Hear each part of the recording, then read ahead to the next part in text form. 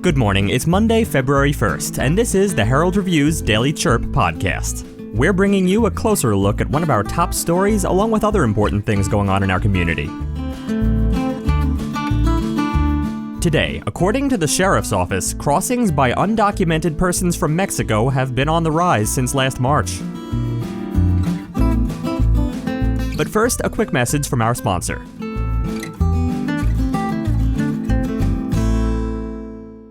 Hi everyone, I'm Sean Lawley from the Lawley Automotive Group, and we've stocked up on inventory at all of our dealerships. If you've been thinking about a new car, we've got the deal for you on a new Buick, GMC, Chevrolet, Ford, Kia, Hyundai, Honda, Nissan, Chrysler, Dodge, Jeep, and Ram. You don't have to go to Tucson or Phoenix to buy a new vehicle. We're your hometown dealer since 1995. We'll beat the big city dealers in price, and our customer service is small town dealer friendly. Come into any one of the Lawley dealerships today or shop lawleycars.com and see why nobody beats a Lawley deal. Nobody.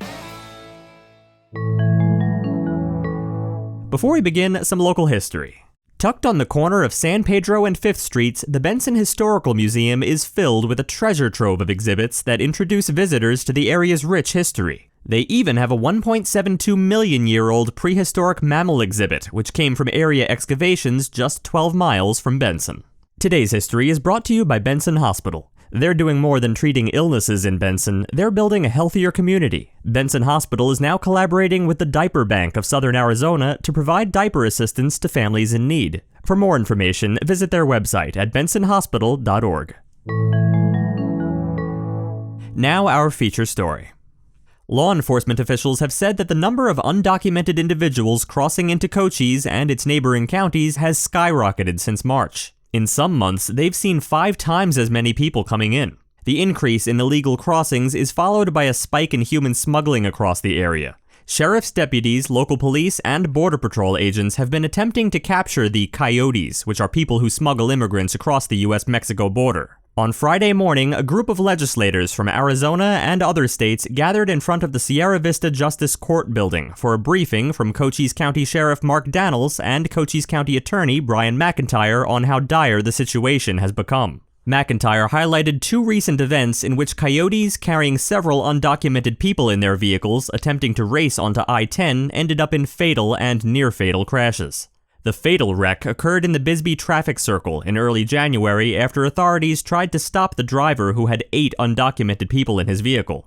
The driver, William Brown of Mesa, was driving at speeds often exceeding 100 miles per hour. Investigators said Brown had retrieved his human cargo in Douglas and was heading toward Bisbee. And on Tuesday night, a 16-year-old boy carrying several undocumented people in his truck tried to turn onto I-10 near Benson and crashed into another motorist. The other driver and his passenger were injured, as were the undocumented people riding with the teenager.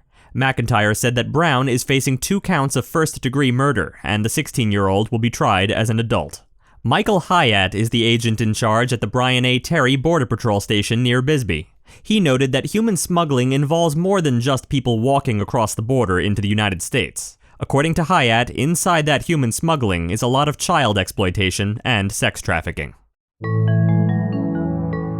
Want to stay up to date on what's going on? Join Neighbor, your trusted neighborhood community. Neighbor is a free online forum you can trust to connect with your community, focus on facts, and make a difference. Join the conversation. Visit nabur.myheraldreview.com. Now, a quick update on our local sports, brought to you by Apex Network Physical Therapy in Benson and Sierra Vista. They're doing more than just treating patients, they're helping patients get back to living their daily lives. Using extensive knowledge, their therapists treat each patient one-on-one, focusing on individual care. To learn more, go to apexnetworkpt.com. We recently spoke with Benson's athletic director, Chris Taylor, about the wrestling season. Here are his thoughts on wrestling during the pandemic.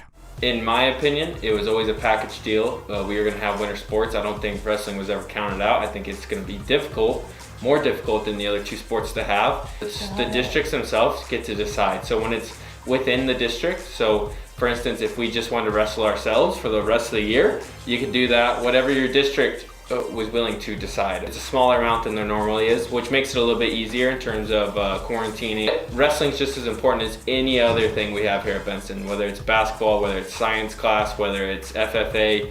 And it doesn't matter if we just had 1 wrestler or if we had 20, we're going to try to make it happen. Next, an announcement brought to you by our sponsors, Sulphur Springs Valley Electric Cooperative. You are probably spending a lot more quality time at home these days, keeping you and your family safe.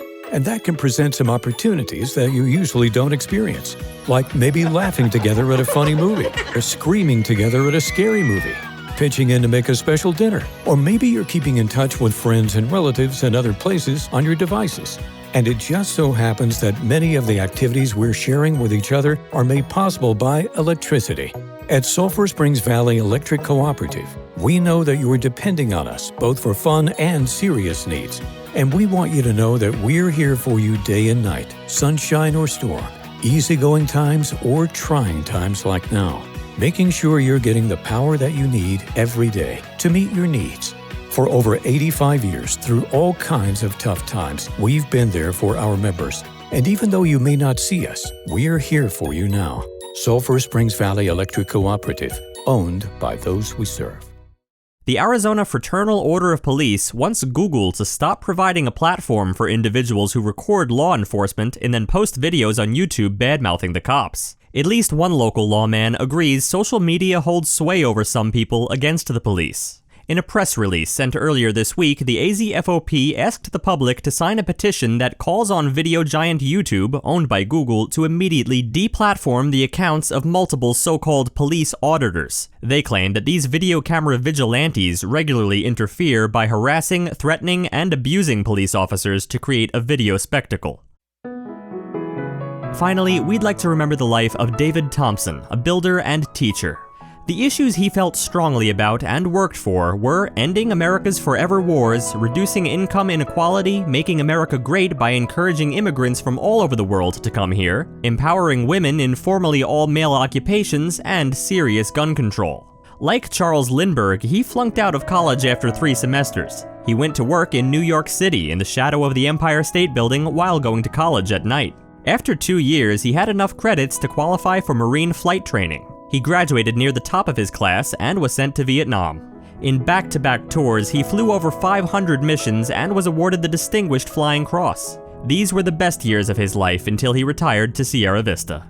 After retiring in Sierra Vista in 2014, he started a pro bono career as an after-lunch, after-dinner speaker for the Library, Democratic Women of Southeast Arizona, and a few other local organizations. He also served on the City Planning and Zoning Commission and was an honorary board member of the Southeast Arizona Contractors Association.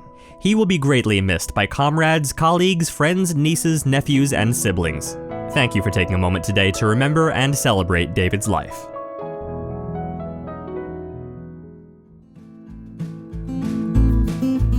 Thanks for tuning in to the Herald Review podcast today. Join us again on Tuesday. And remember, the Herald Review is here for you with local news you can trust. For more information on any of the stories you heard about today, visit us at myheraldreview.com. Right now, you can become a member starting at just $1.99 per week.